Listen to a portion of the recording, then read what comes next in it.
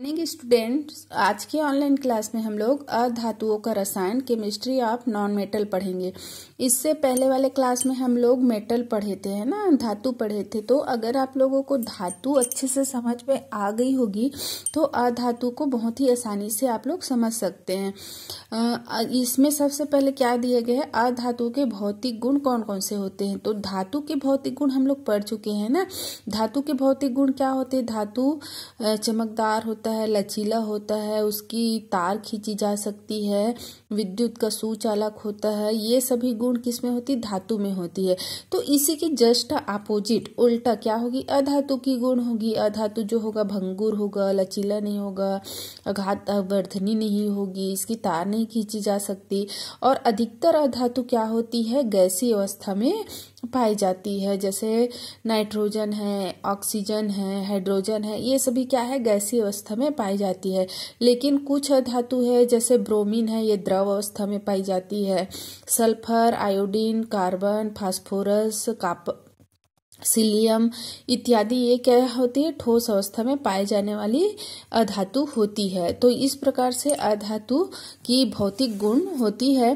फिर यहाँ पूछा गया है कि अधातु का, यहाँ पर देखो सारणी में दिया गया है, जैसे यहाँ दिया है तत्व अ, ब, स और द, फिर इसकी अवस्था बताई गई है। तो ये ठोस अवस्था में है, तन्यता नहीं पाई जाती है, विद्युत का ये क्या है? कुछ मतलब चालकता उसमें नहीं है। तो ये आप इसको पढ़ के ही समझ सकते हैं कि ये धातु है कि अधातु है।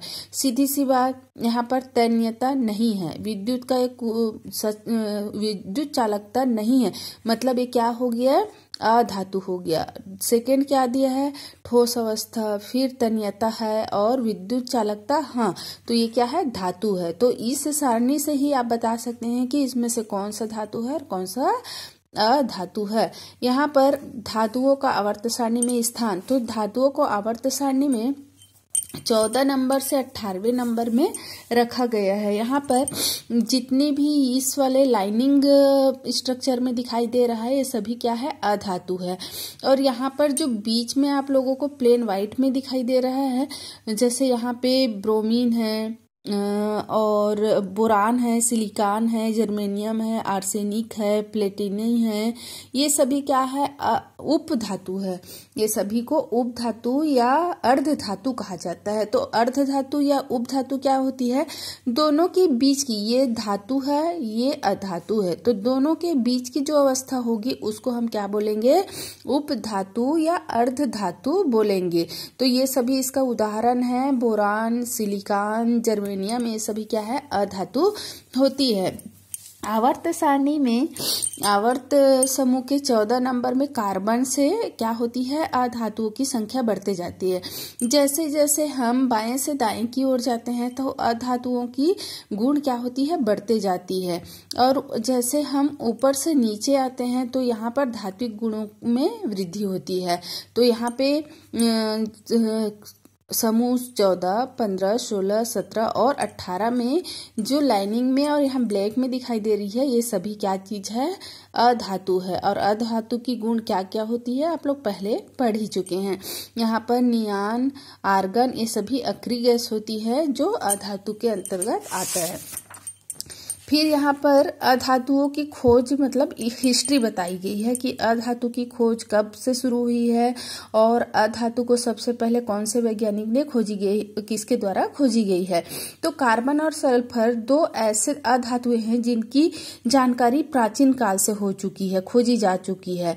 और लेकिन ये कौन खोजे हैं, इसके नाम क्या है, इसकी मतलब जानकारी अभी तक नहीं हुई है। प्रकृति में कार्बन हीरा ग्रेफाइट के रूप में मिलता है और ये इसमें जो कार्बन है ये हीरा और ग्रेफाइट दो अपर रूप में मिलता है। किंतु उस समय अलग अलग पदार्थ इसको समझा जाता था। उस समय ज्ञान नहीं थी कि कार्बन अलग है और ग्रेफाइट अलग है। लेकिन क्या हुआ, जब दोनों को जलाने के फलस्वरूप कार्बन ही प्राप्त की गई तो इससे सिद्ध हुआ कि दोनों क्या है? कार्बन के अपने रूप होते हैं। उसी प्रकार एवलीजेव जो वैज्ञानिक थे उन्होंने क्या किया? इसको दहन करके सिद्ध किया कि इसमें दोनों में क्या होता है? कार्बन ही होता है। सन 1789 में प्रकाशित तत्वों की तालिका में फिर कार्बन कार्बन को एक विशेष स्थान दिया गया। उसके बाद मध्यकालीन में गैसीय पदार्थों की जानकारी हुई। अधिकतर अधातुएं गैसीय अवस्था में मिलती है, इसीलिए इसकी खोज तब तक हुई जब गैसों को प्राप्त और एकत्रित करने की विधियां विकसित हुई। पूर्व में गैस अवस्था को कोई स्पष्ट नहीं समझ पाए थे और रासायनिक अभिक्रियाओं में गैस में भाग लेने वाली अभिक्रिया को बाद में नहीं समझा जा सका। इस कारण से रासायनिक अभिक्रिया विशेषकर दहन की प्रकृति को समझने में बहुत समय लगा, क्योंकि क्या होता है, बहुत सारी अधातु जो होती है वो क्या है, गैसीय अवस्था में होती है। गैसीय अवस्था में होने के कारण उसको समझने में कि ये जितनी गैस है वो सभी अधातु है, उसको समझने में वैज्ञानिकों को बहुत समय लगा। फिर क्या हुआ, जो 18वीं शताब्दी के वैज्ञानिक हेल्स नामक जो वैज्ञानिक थे, उन्होंने गैस यांत्रिकी ट्रप का निर्माण किया और उन्होंने दहन अभिक्रिया के द्वारा गैसों को इकट्ठा करना संभव किया और इस उपकरण की सहायता से उन्होंने गैस को पृथक कर उनका अध्ययन किए और इस प्रकार फिर गैसीय अधातुओं की खोज संभव हो सकी। फिर आगे क्या दिए हैं, इसके बाद अधातुओं की खोज में तेजी आई और स्वीडिश रासायनिज्ञ जो थे उन्होंने 1771 में फ्लोरीन की खोज की और 1774 में क्लोरीन तत्वों की खोज की। धीरे धीरे अन्य धातु की भी खोज इस प्रकार होते गई। फिर अक्रिय गैसों की, जो हम लोग आवर्त सारणी 18 समूह में जितनी भी हम लोग गैस देखे वो क्या है, अक्रिय गैस है, जो अधातु ही होती है। इसकी अल्प मात्रा पृथ्वी पर थी। फिर 1785 में कैवेंडिश ने वायु के कुछ प्रयोग किए और उन्होंने वायु में जब नाइट्रोजन और ऑक्सीजन गैस को पृथक किया तब एक अज्ञात गैस के बुलबुले को देखा जिसको आर्गन किंतु उसकी पहचान नहीं कर पाए। उसे नए तत्व के रूप में पहचानने में 100 से भी अधिक वर्ष लग गए। क्या हुआ, जब ऑक्सीजन और नाइट्रोजन गैस को पृथक किए तो उसके अलावा एक अज्ञात गैस भी बुलबुला के रूप में दिखा, लेकिन वो गैस कौन सी गैस है और वो क्या कार्य करती है इसकी जानकारी ज्ञात करने में, उसके अध्ययन करने में वैज्ञानिकों को कितने वर्ष लग गए, 100 वर्ष लग गए। फिर 1894 में रेमसे नामक जो वैज्ञानिक थे उन्होंने देखा कि नाइट्रोजन का घनत्व शुद्ध नाइट्रोजन के घनत्व से अधिक होता है। अतः इस निष्कर्ष पर पहुंचे कि वायु में जो और गैस शामिल है, उन्होंने गैस को अलग किया और आर्गन नाम दिया। रेमसे ने ही अन्य अक्रिय गैस जैसे हीलियम, नियान, क्रीटान, जियान आदि की खोज की और 19वीं शताब्दी के अंत तक अधिकतर अधातुएं को खोजी जा चुकी है। तो अभी जितनी भी अक्रिय गैस आवर्त सारणी 18 में हम पढ़ते हैं, उन सभी गैसों की खोज किसने की है, रेमसे नामक वैज्ञानिक ने की है। उन्होंने देखा कि नाइट्रोजन और ऑक्सीजन के अलावा और कोई गैस होती है, वायुमंडल में उपस्थित होती है, जिसकी खोज करने में मुझे समय लगा, लेकिन धीरे धीरे उन्होंने निष्कर्ष निकाला और इन गैसों की खोज की। फिर यहाँ पर दिया है अधातुओं का रसायन।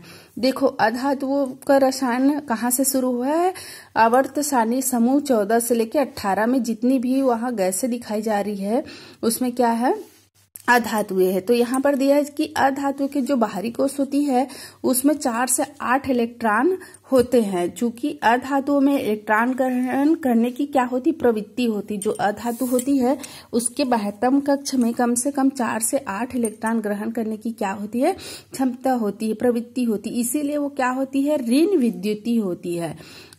ऋण विद्युतीय ये अधातु की एक पहचान होती है और ऋण विद्युतता जितनी अधिक होती है उसकी ऋणात्मकता अधातु अधिक होती है और उसकी मान कम से कम 2.01 से 4.1 के मध्य होती है। अतः यहाँ पे क्या दिया है कि आवर्त सारणी में विद्युत ऋणात्मकता समूह नीचे जाने पर घटती है और आवर्त में बाएं ओर जाने से क्या होती है, बढ़ते जाती है। समूह 17 के तत्व अधिक विद्युत ऋणात्मकता वाली होती है। फ्लोरीन की विद्युत ऋणात्मकता का मान सबसे अधिक होती है। ऑक्सीजन और क्लोरीन का मान भी लगभग आसपास ही होती है। विद्युत ऋणात्मकता का मान यह निश्चित करता है कि अधातु किसी धातु और अन्य अधातु के साथ किस प्रकार अभिक्रिया करती है। तो यहाँ पर बहुत सारे अधातु का धातु के साथ क्रिया दिखाया गया है। जैसे ये क्या है, मैग्नीशियम, और ये क्या है, ऑक्सीजन। तो ऑक्सीजन क्या चीज है, अधातु होती है ना। ऑक्सीजन को हम किस में पढ़े, अधातु में, लेकिन मैग्नीशियम क्या है, धातु होती है। तो जब हम अधातु को धातु से क्रिया कराते हैं तो वो क्या बनाती है, मैग्नीशियम ऑक्साइड बनाती है। फिर वैसे ही कापर को ऑक्सीजन के साथ क्रिया करने से कापर ऑक्साइड बनता है। तो इस प्रकार से यहाँ पर दिखाया गया है कि अधातु को धातु के साथ जब आपस में क्रिया कराते हैं तो ये आयनिक यौगिक बनाती है और यह धातु को ऑक्सीकरण और अधातु का अपचयन करता है।